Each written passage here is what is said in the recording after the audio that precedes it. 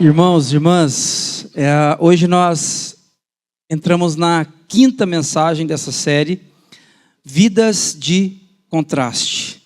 E nós temos conversado como que o mundo onde nós vivemos, ele é sim hostil à nossa fé. O mundo que nós vivemos não é hostil a você desenvolver uma espiritualidade, seja ela qual for. Mas uma espiritualidade baseada em Jesus, uma espiritualidade baseada em um livro que toma para si verdade absoluta de ser a verdadeira história sobre todas as coisas, isso sim é um problema para a cultura, para a sociedade onde nós vivemos.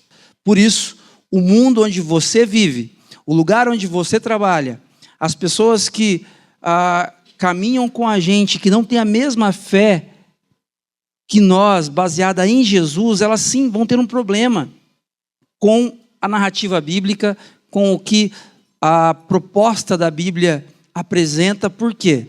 Porque nós vivemos numa sociedade que é relativista, que é individualista, que é pluralista, e a Bíblia vai numa outra direção. A Bíblia vai numa outra direção.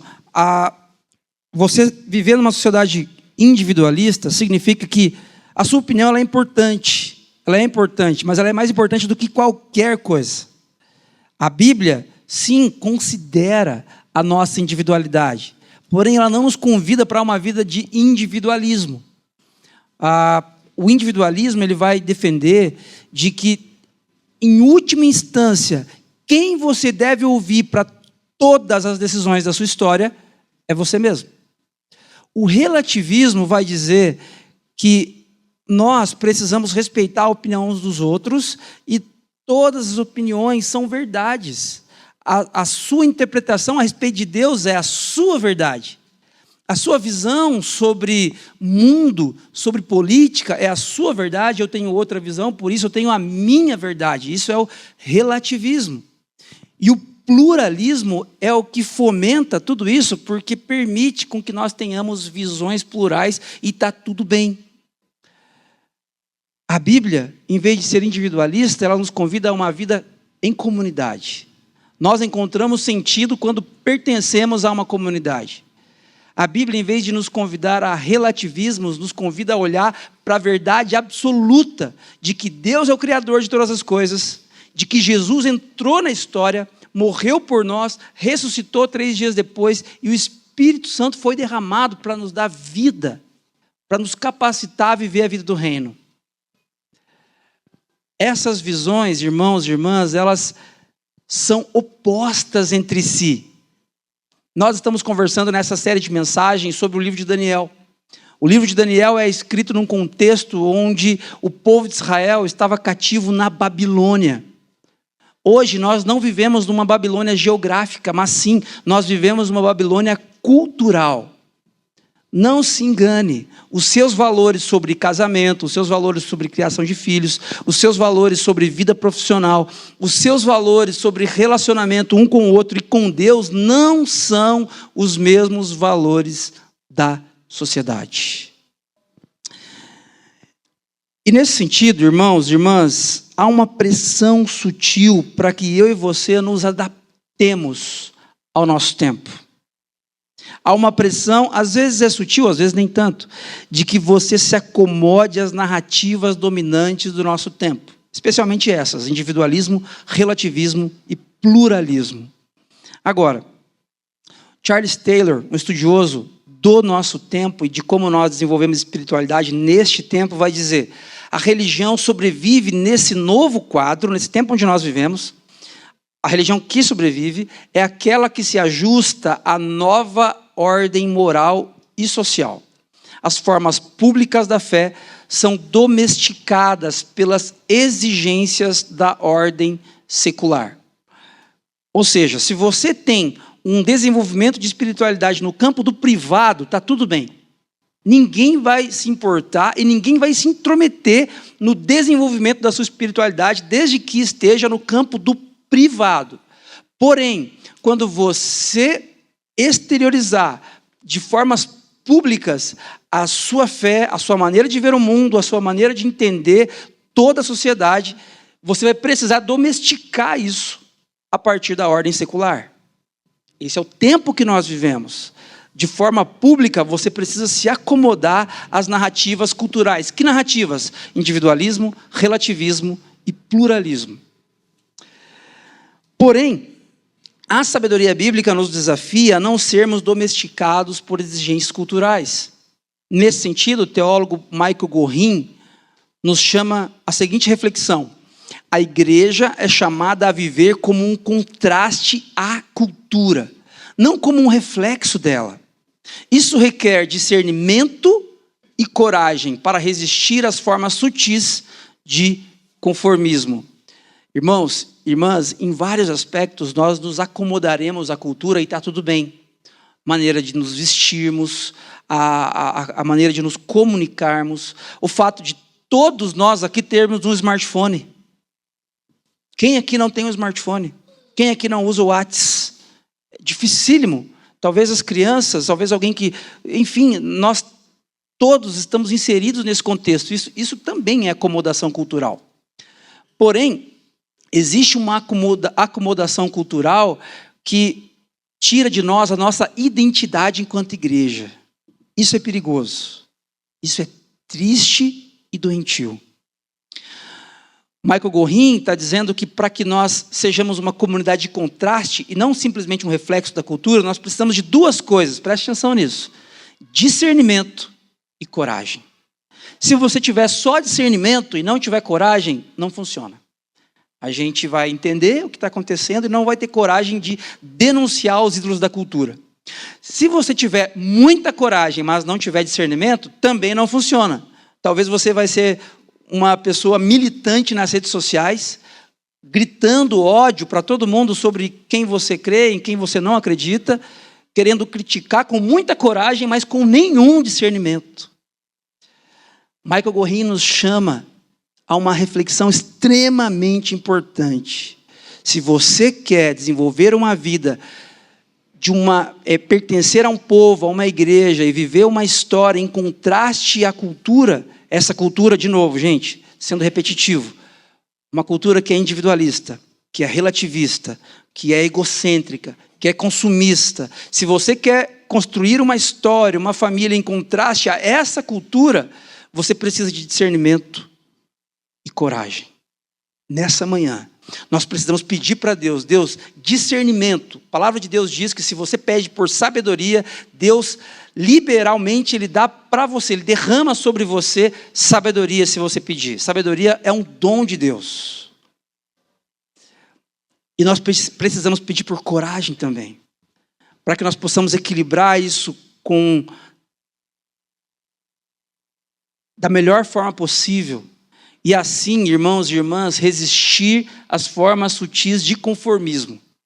Porque quando você não se parece com a cultura do nosso tempo, quando a nossa igreja não se parece tanto com essa cultura individualista, relativista, pluralista, nós temos mais chances de nos parecermos mais com aquilo que importa. Com quem importa? Com Jesus. Com Jesus, que é o nosso único e suficiente Salvador. Por isso, irmãos, irmãs, hoje eu quero desafiar vocês a nós pensarmos a respeito de uma fé que sabe enfrentar oposições. Nós vivemos num contexto de Babilônia cultural. E uma fé que enfrenta oposições, a gente já conversou, foi a primeira mensagem dessa série.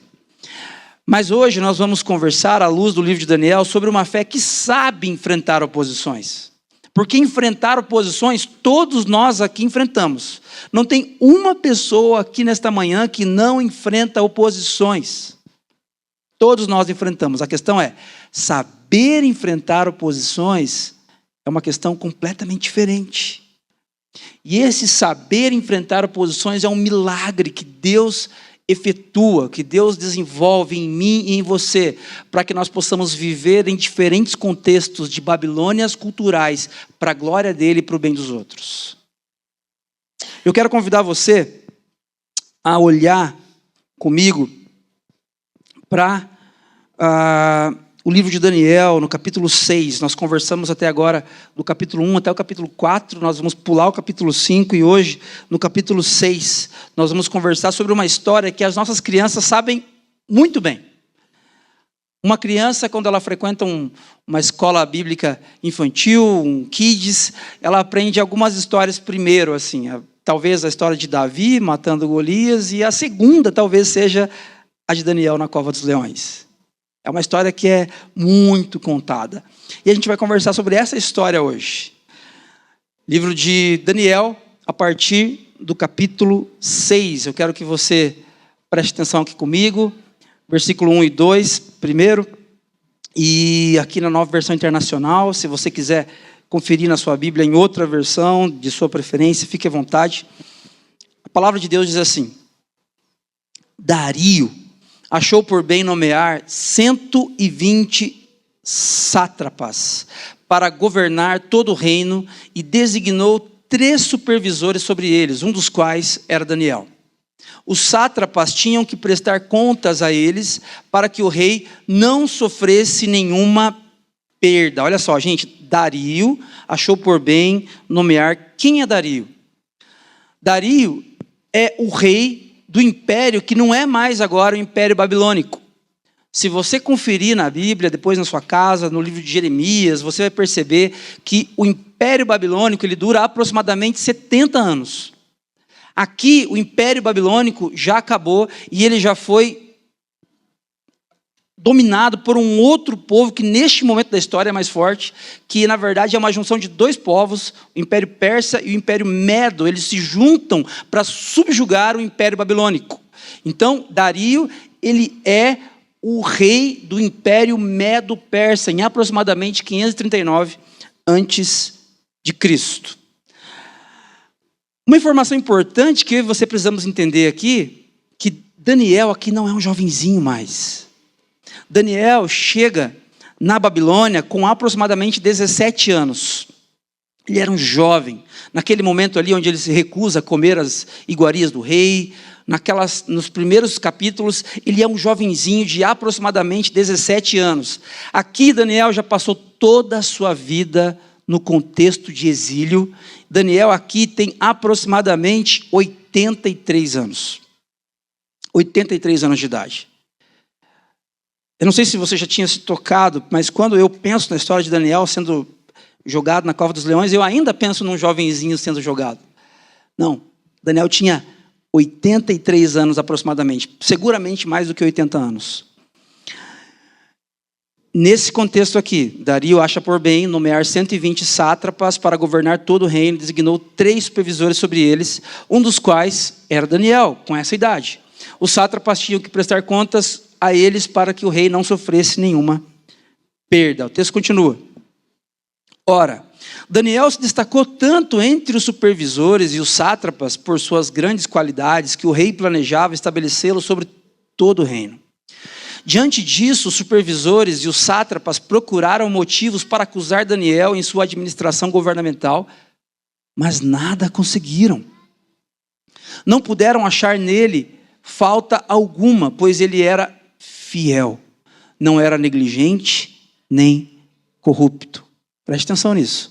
Não puderam achar nele falta alguma, pois ele era fiel, não era negligente nem corrupto.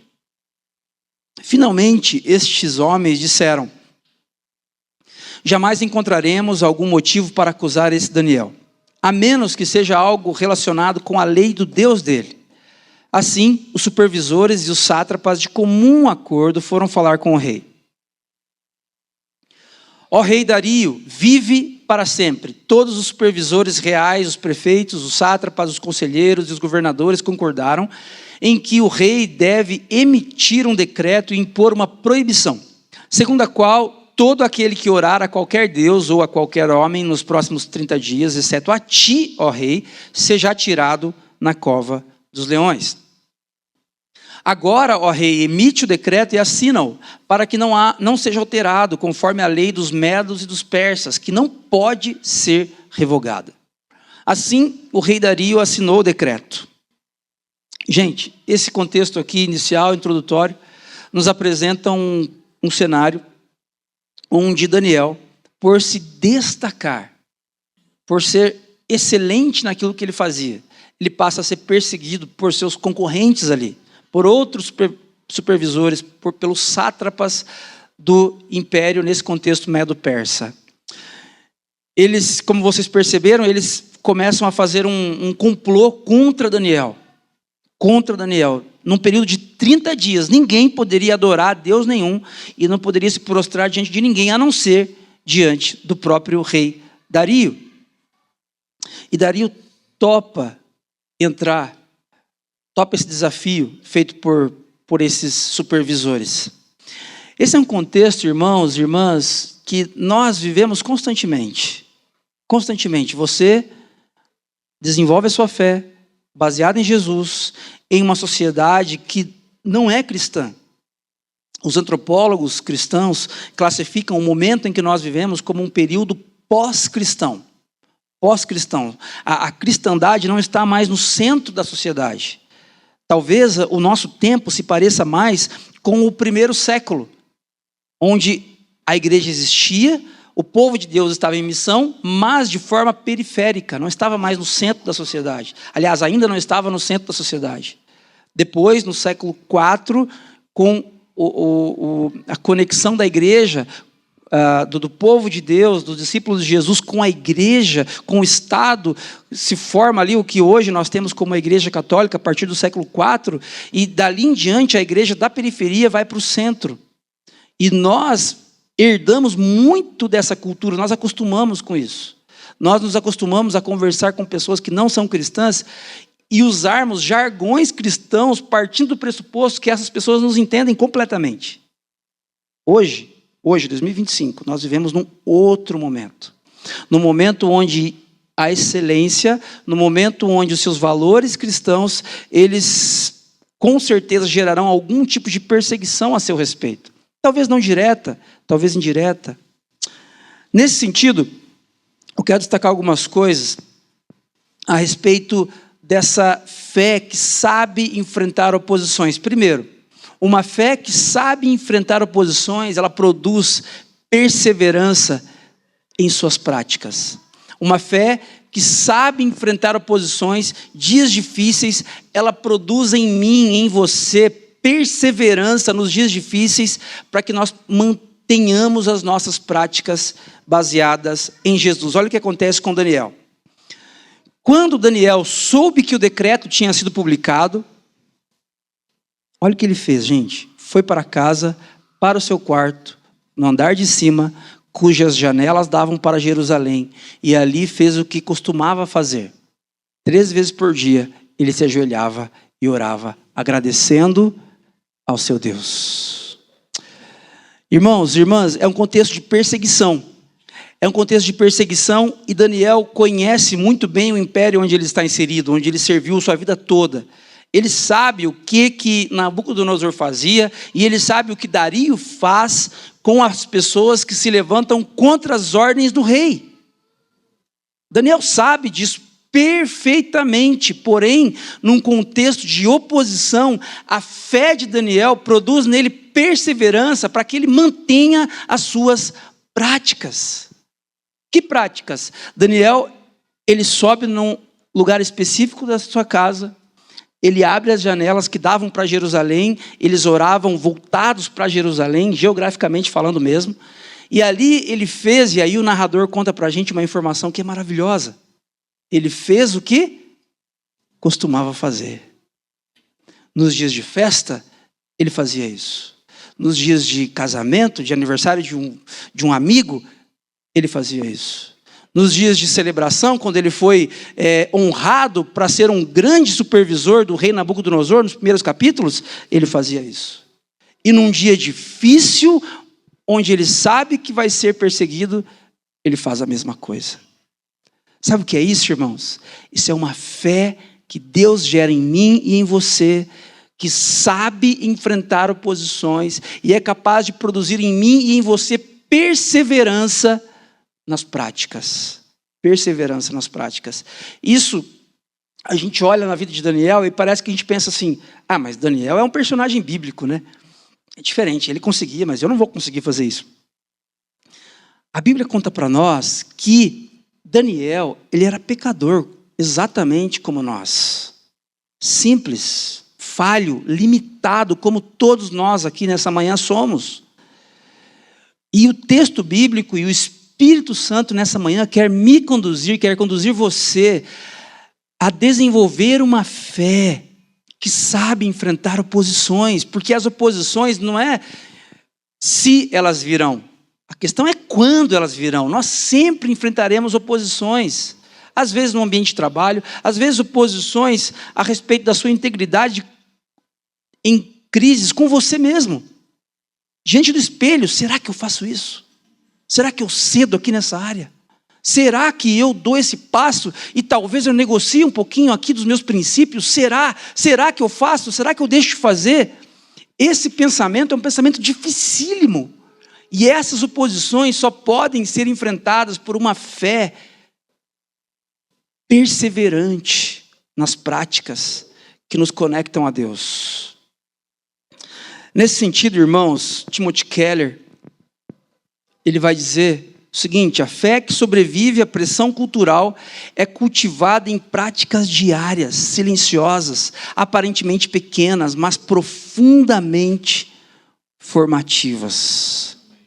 Irmãos, irmãs, quais as práticas que vocês têm desenvolvido e que não tem nada a ver com as circunstâncias?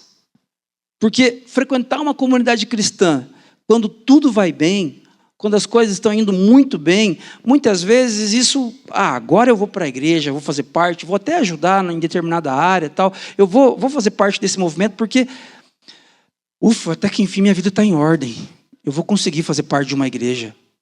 Irmãos, irmãs, essa é uma mentalidade completamente em oposição do que a gente está aprendendo aqui na história de Daniel. A história de Daniel nos convida a perseverar em nossas práticas de leitura da palavra, vida de oração, vida comunitária, princípios que nos conectam a Deus, independentemente das circunstâncias. Por quê? Porque a fé que sobrevive à pressão cultural, ela é cultivada, não é em grandes eventos, não. Não é em grandes encontros da fé, não. Não é em subir a montanha uma vez na vida e você ter uma experiência lá em cima, assim, sobrenatural. Não. A fé que sobrevive à pressão cultural da Babilônia cultural que vivemos hoje, irmãos e irmãs, é cultivada com práticas muito silenciosas, aparentemente pequenas, mas que nos formam, não à luz da Babilônia, mas à imagem de Cristo. A imagem de Cristo. Presta atenção nisso. Em tempos de oposição cultural, a fé precisa de hábitos consistentes. Em tempos de oposição cultural, a fé precisa de hábitos consistentes. Uma das coisas que eu mais ouço neste momento que nós vivemos, onde a cultura virou onde os valores culturais são tão líquidos, e isso nos preocupa tanto a respeito do futuro, uma das coisas que eu mais ouço é sobre criação de filhos. Como que eu vou criar meus filhos neste mundo onde nós estamos vivendo? Onde os valores, eles não são valores mais. Onde as coisas estão tão difíceis. Eu não quero nem ter filhos, Carlos. Por quê? Porque eu não quero passar por isso. Eu ouço isso, gente, o tempo inteiro. E é verdade, é uma preocupação absurdamente importante. Agora, se é verdade que o tempo que nós vivemos é hostil aos nossos valores, é verdade. Se isso é verdade, então nós precisamos ter hábitos consistentes. Hábitos consistentes que não simplesmente comuniquem, mas que gritem para os nossos filhos a respeito dos valores que nós temos adotado. Que valores nós comunicamos para os nossos filhos em idade ainda tão pequena, que estão lá, neste momento, aprendendo a partir de histórias, de conversas, de canções. Que valores nós temos passado para eles nesses momentos, nesses tempos que nós vivemos de hostilidade à nossa fé? Porque se você cresceu num tempo onde na escola você talvez foi zombada na universidade a respeito da sua fé, imaginem nossos filhos.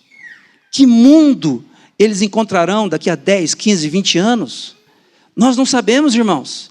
Nós não sabemos, literalmente, porém, uma fé que sabe enfrentar posições, ela produz perseverança nas suas práticas.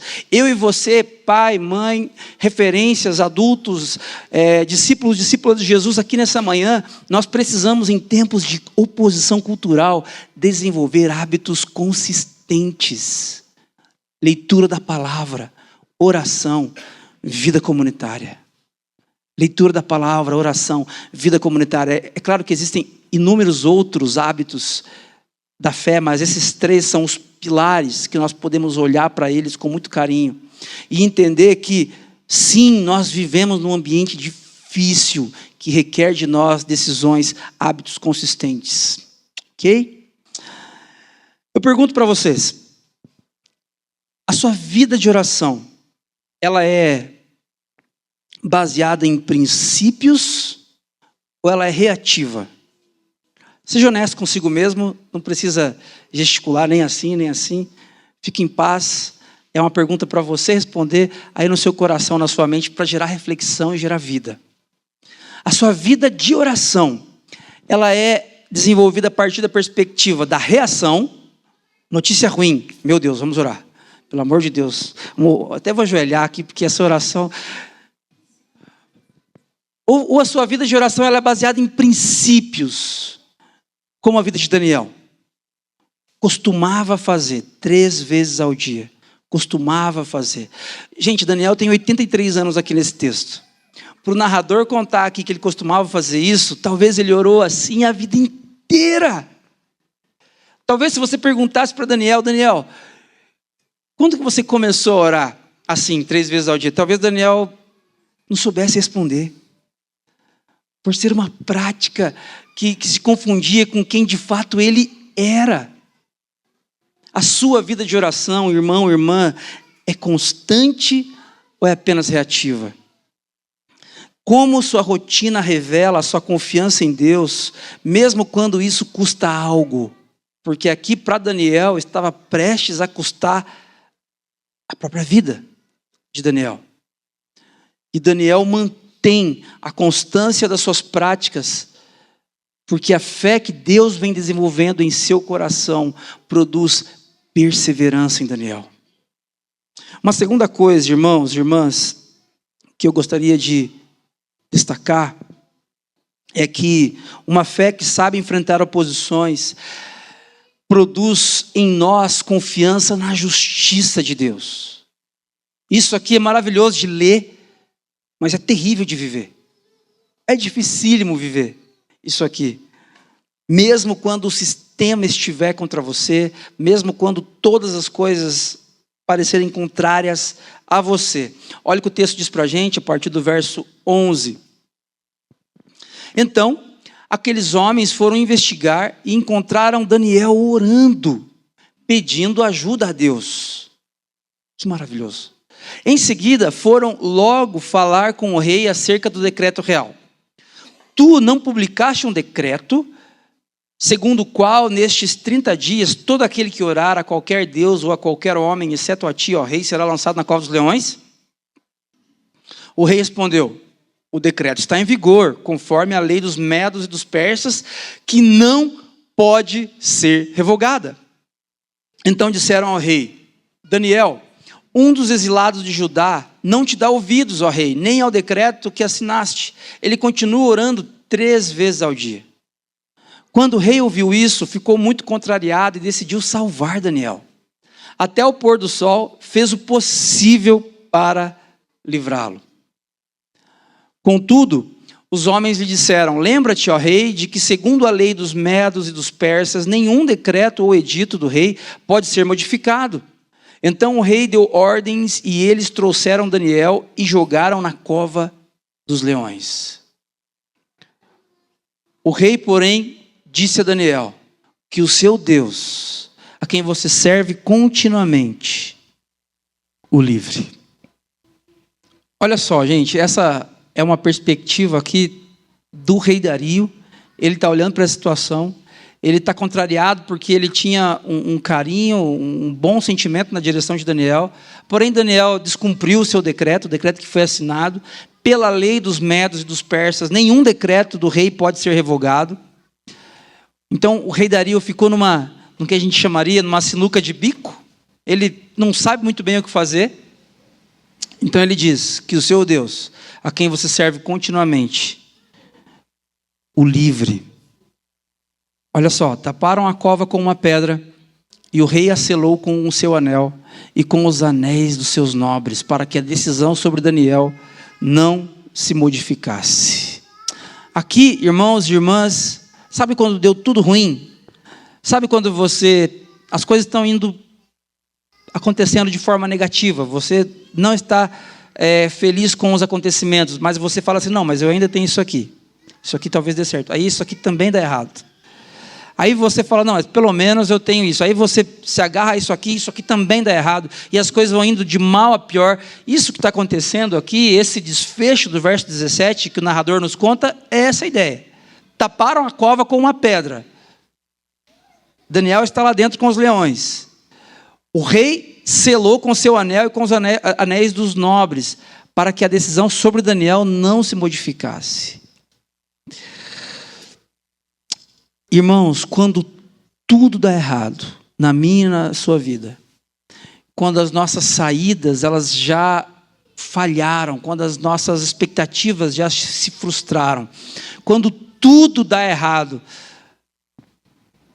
nós percebemos que a única coisa que nós sempre tivemos é a justiça de Deus. É a justiça de Deus. Não é que a única coisa que sobra, agora eu só tenho a justiça de Deus, então vou me agarrar à justiça de Deus. Não é isso. Na verdade, você nota, nesses momentos, que a única coisa que você sempre teve, que você sempre contou, foi a justiça de Deus. A justiça de Deus. Nos dias mais difíceis da nossa história, não temos nada a fazer, senão confiar na justiça de Deus. Eu não sei como você chega aqui nessa manhã, eu não sei como está o seu coração, nós estamos num momento de muita conversa a respeito do momento econômico do nosso país, e isso tem reverberações diretas na política, então eu não vou entrar nesse assunto, mas isso talvez deixe você temeroso a respeito do futuro, a respeito de como as coisas acontecerão, a respeito de inúmeras consequências que esse momento pode gerar. Talvez você esteja com alguma preocupação aí na sua mente, no seu coração, a respeito da sua família, dos seus filhos, a respeito do seu trabalho, a respeito de recursos financeiros. Mas existem momentos na nossa vida, irmãos e irmãs, que nós não temos nada a fazer e nada a dizer.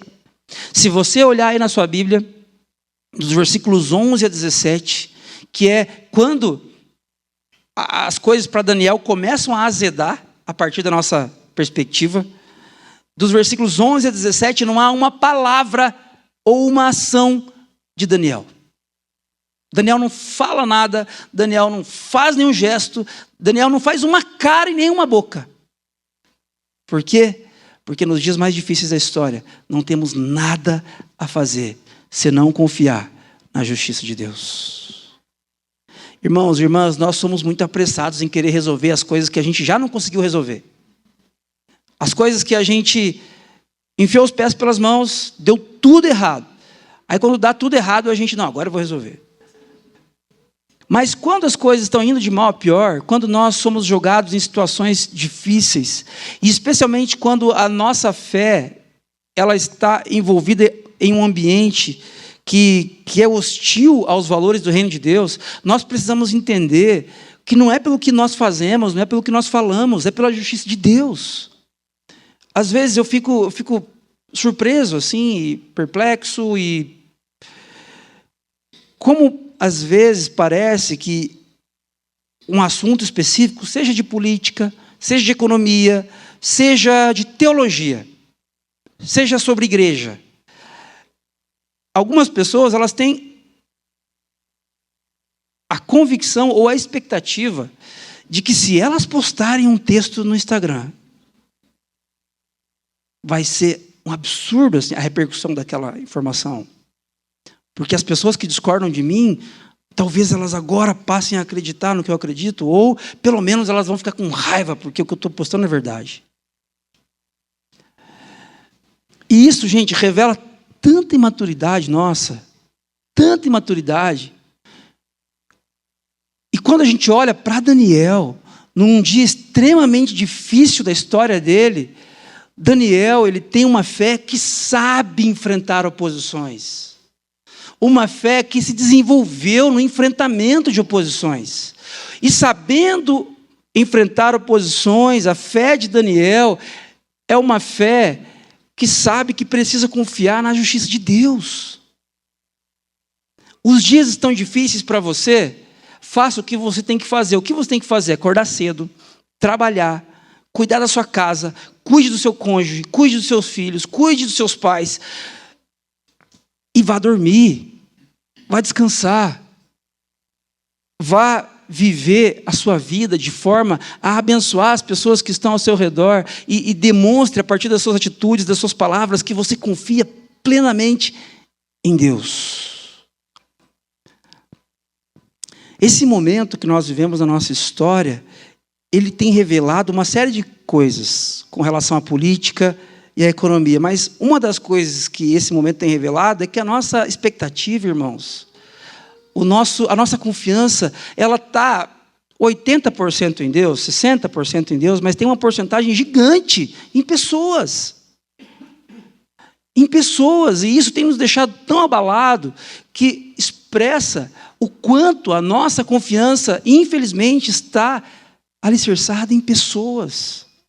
Nos dias mais difíceis da história, nos dias de Babilônia cultural, como os dias em que vivemos, não temos nada a fazer, nada a falar, senão confiar na justiça de Deus. E claro, trabalhar, agir com os valores do reino de Deus, ser luz, ser bênção onde você está inserido, inserida, para que o reino de Deus se torne mais denso, onde nós como igreja estamos espalhados no dia a dia, para a glória de Deus, para o bem dos outros. Daniel não se defende, Daniel não argumenta, Daniel simplesmente confia em Deus.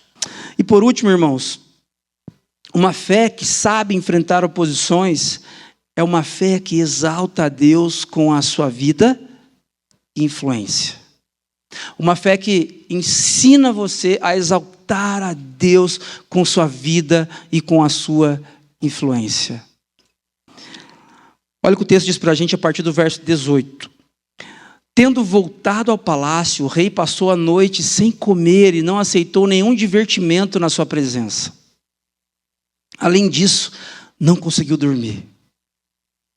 Logo, ao alvorecer, o rei se levantou e correu para a cova dos leões. Quando ia se aproximando da cova, gritou aflito: Daniel, servo do Deus vivo, será que o seu Deus, a quem você serve continuamente, pôde livrá-lo dos leões? Daniel respondeu: ó rei, vive para sempre. O meu Deus enviou o seu anjo que fechou a boca dos leões. Eles não me fizeram mal algum, pois fui considerado inocente perante Deus. Também contra ti não cometi mal algum, ó rei. Essa foi a resposta mais maravilhosa e inesperada que o rei Dario teve em toda a sua vida, com certeza. O texto continua. O rei muito se alegrou e ordenou que tirassem Daniel da cova. Quando o tiraram da cova, viram que não havia nele nenhum ferimento, pois ele tinha confiado no seu Deus.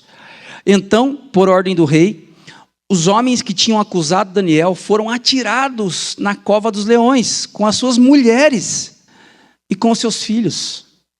Antes de chegarem ao fundo da cova, os leões os atacaram e despedaçaram todos os seus ossos. Então, o rei Dario escreveu aos homens de todos os povos, nações e línguas de toda a terra: paz e prosperidade. Faça um decreto para que em todos os domínios do império os homens temam e reverenciem o Deus de Daniel, pois ele é o Deus vivo e permanece para sempre. O seu reino não será destruído e o seu domínio jamais acabará. Ele livra, salva e faz sinais e maravilhas nos céus e na terra. Ele livrou Daniel do poder dos leões. Irmãos, irmãs, quando você olha para o livro de Daniel, a gente vem olhando aqui semana após semana, a gente percebe que essa declaração aqui é recorrente da boca dos reis. Nabucodonosor disse isso 2 vezes. Nas 2 vezes que Daniel interpreta os sonhos para ele, disse isso quando os 3 jovens foram lançados na fornalha aquecida 7 vezes mais, e agora o rei Dario diz isso também. Por quê? Porque quando eu e você, quando o povo de Deus desenvolve uma fé que sabe enfrentar oposições, essa fé produz exaltação a Deus. Ela glorifica a Deus. Ela produz em mim e em você atitudes, ações e influência que reverberam em glórias a Deus. Nós temos influência. Você tem influência. Talvez você não tenha influência de uma pessoa absurdamente conhecida, como o prefeito de Curitiba, o governador do estado, ou uma pessoa famosa da mídia, mas você tem influência. Você tem influência sobre algumas pessoas, talvez sobre algumas dezenas de pessoas. Você tem influência.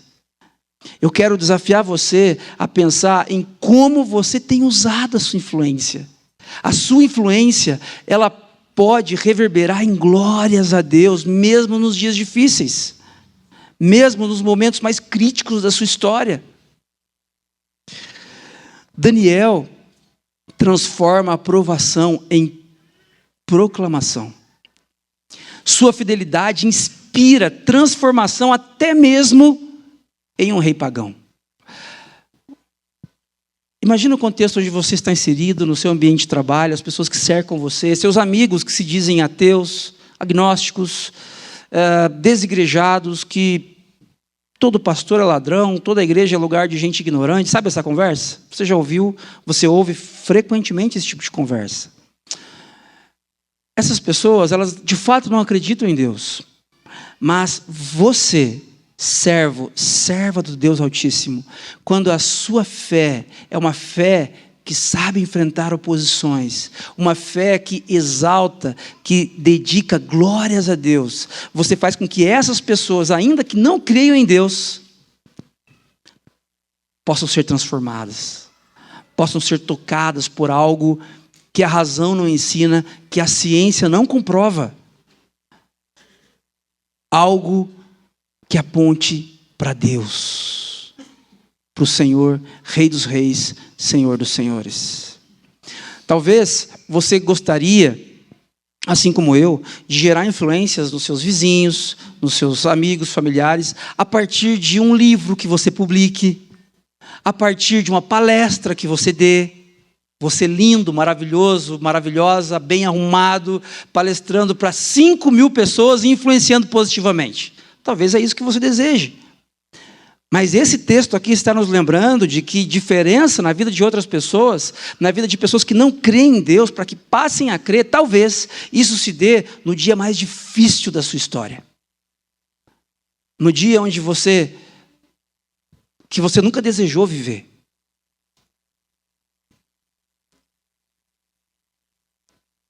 Como você responde quando Deus te livra? Responda essa pergunta, irmãos. Eu vou caminhando para a conclusão agora. Como você responde quando Deus livra você? Quando você percebe que Deus está cuidando de você em uma determinada situação. Você estava indo numa direção, as coisas estavam indo de mal a pior. De repente, Deus te livrou da cova dos leões. Como você se comporta depois? Você se comporta silenciosamente ou você se comporta com um louvor público que gera glórias a Deus até nas pessoas que não creem em Deus que estão à sua volta? E talvez você diga: Carlos, mas Deus nunca me livrou da cova dos leões. Eu nunca passei por algo assim que Deus me livrou. Deixa eu pensar. Eu não lembro de ter passado por nada assim muito sério de que Deus tenha me livrado. Então eu vou refrescar sua memória. Paulo vai escrever a Timóteo, na 2ª carta, capítulo 1, verso 10, de que ele, Jesus, destruiu a morte e trouxe à luz a vida e a imortalidade por meio do Evangelho. Jesus destruiu a morte e trouxe à luz a vida e a imortalidade por meio do Evangelho. Como Daniel, Jesus foi invejado, acusado injustamente, condenado por governantes e lançado à morte. Mas ao terceiro dia, Deus também fechou a boca da morte e o ressuscitou. Daniel foi lançado na cova dos leões. Jesus foi lançado na maior cova dos leões, com os leões mais famintos da história da humanidade. Mas o Pai também fechou a boca da morte e o ressuscitou. Assim como o livramento de Daniel revelou ao mundo um Deus vivo e fiel, reconhecido pelo rei Dario, a ressurreição de Jesus proclama que o reino de Deus não será vencido pelas forças da morte ou da cultura hostil. Irmãos e irmãs, quem dá a última palavra para você, para a criação dos seus filhos, não é o governante do momento. Nem o desse, nem o do anterior, nem do próximo. Confie apenas em Deus e deixe com que isso reverbere nas suas palavras. Talvez você entenda e concorde comigo aqui, mas a hora que você manifesta suas palavras e ações, você age diferente de Daniel. Em vez de confiar em Deus, na justiça de Deus, parece que você confia naquele ou naquele outro. A ressurreição de Jesus, ele não apenas morreu, não apenas foi esmagado na cruz, Jesus ele ressuscitou, e a sua ressurreição proclama de que o reino de Deus nunca será vencido. Nunca será vencido. E ainda, Jesus é verdadeiramente inocente, fiel, obediente até o fim. E por meio dele somos capacitados a enfrentar qualquer oposição com esperança, coragem e fidelidade. Quais são as oposições que você tem enfrentado? No seu trabalho, na sua família, junto dos seus amigos, quais são as oposições? Jesus, ele nos capacita, irmãos e irmãs, para que enfrentemos qualquer tipo de oposição. Pode ser uma oposição física, contra a sua integridade física, que dificilmente vai acontecer no momento onde nós vivemos, no país onde nós vivemos na história. Mas uma oposição moral, uma oposição espiritual, com certeza você já vive.